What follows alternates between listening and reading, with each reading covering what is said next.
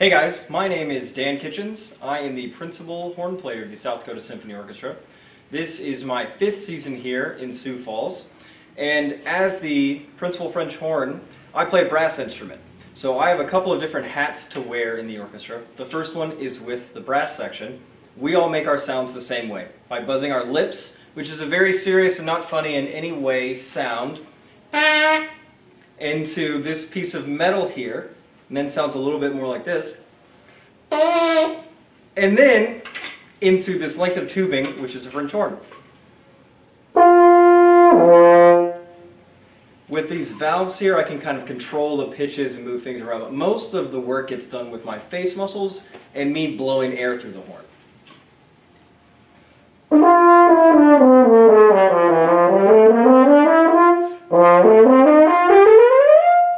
Lots of fun noises. Usually in the brass section, we end up playing kind of loud things together.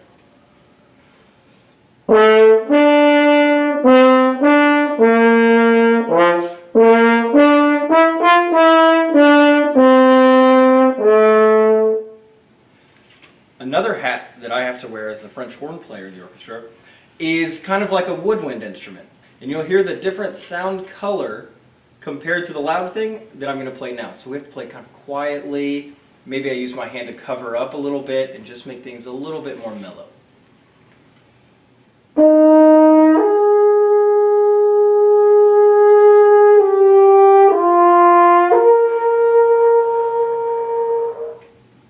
So it's a pretty big difference there, which is really exciting. It means there's a lot of access to different sounds, but it also means that I have a lot of extra work to do to fit in. So some of my favorite stuff about playing the horn is that we've got a lot of special effects that we can do. You've probably noticed that my right hand sort of disappears back here. And composers picked up on that too. So we can make a funny noise called stopped horn, which is where I take my right hand and I cover up the entire bell.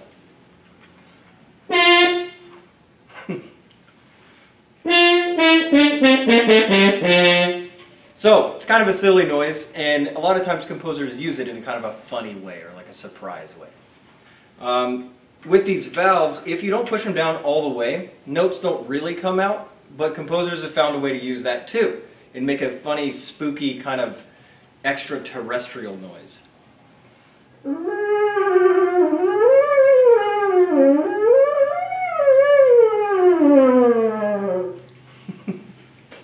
But I think my favorite special effect is what's called a rip or a glissando.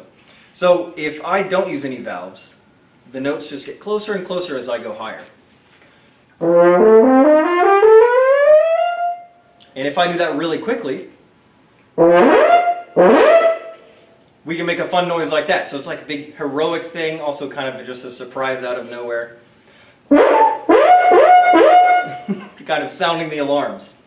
Okay, so that's two hats that I have to wear. The brass hat, the woodwind hat, well, maybe half a hat with special effects, but actually the best hat comes with my instruments, and it's right here. And everything sounds better when I wear my hat, obviously.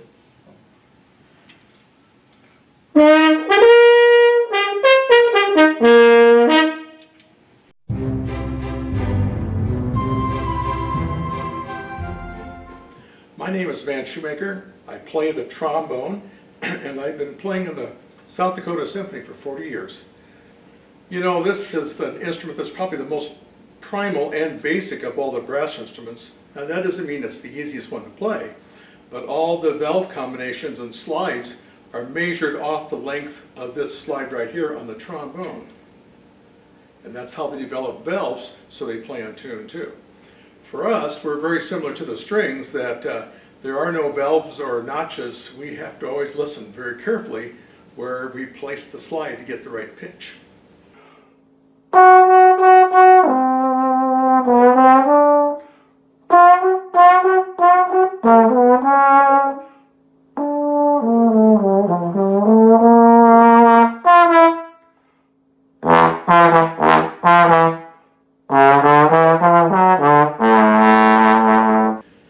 Well, the favorite thing for me to play, and this is surprising because I didn't feel this way when I was a young kid. I came from a school that we didn't even know what orchestra was, never even heard of string players. And I've become actually very addicted to orchestral music. It has so much power, so much lushness and warmth from the strings, and that's my favorite material to play. Often what I'll tell young students is that I was a pretty good athlete in school, high school, and I wouldn't dare go out and play anything right now, but I am still playing my trombone in my very late 60s and still enjoying it. And so this is an art that you can use for the rest of your life.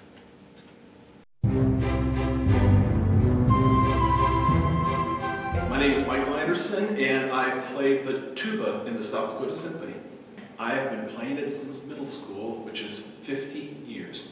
It gets to play a lot of cool parts. The thing I like about it the most is I get to play a lot of bass lines, and it also gets to play a lot of low parts that fill out, whether it's an orchestra or a band. It just fills out the bottom and gives it that great big sound. My favorite classical excerpt is the bass line to the Overture to the Meistersingers by Richard Wagner, and I'll just play a couple of measures.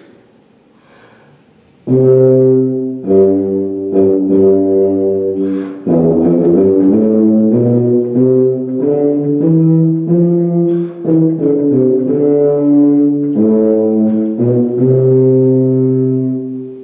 also get to play some loud stuff like, and this is leading into the next excerpt, it's from Mars by Holst, but it's going to sound like something you might have seen on a movie.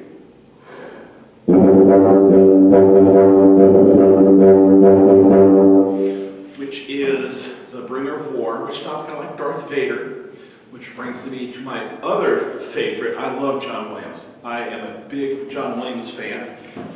Okay, so I've moved from that Mars, which sounds a lot like Darth Vader, to one from The New Hope, which is the third original Star Wars, for those that don't know the title, and it's the Sand People. Oh, pardon me, the Jawas.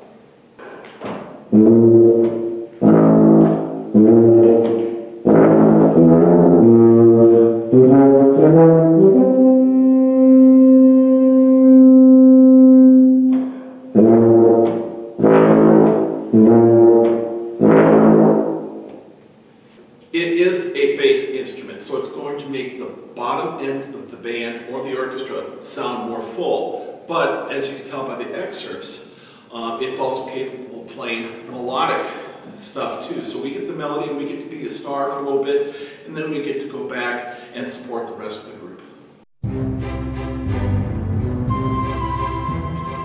Hey, my name is Mark Nelson. I've been with the South Dakota Symphony. I'm now in my 8th year, and I've been playing trumpet for over 30 years. The favorite part about my instrument is it does so many things. There's points in the music where we have to sound small and delicate, and of course as a trumpet player there's many other parts that you have to be big and bold and command everybody's attention.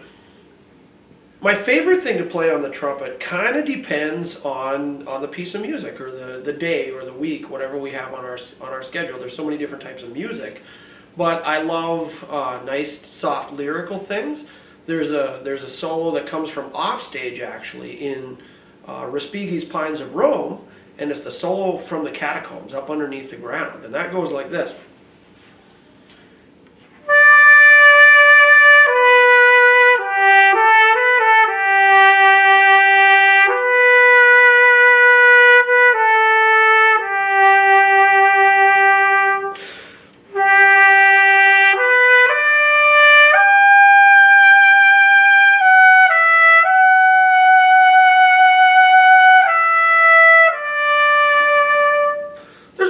To it, but that's the general idea. And then there's some big loud parts. The opening of Mahler's 6th Symphony is maybe one of my favorites. The orchestra starts coming in like a big bunch of military people marching, and the trumpet comes in all alone.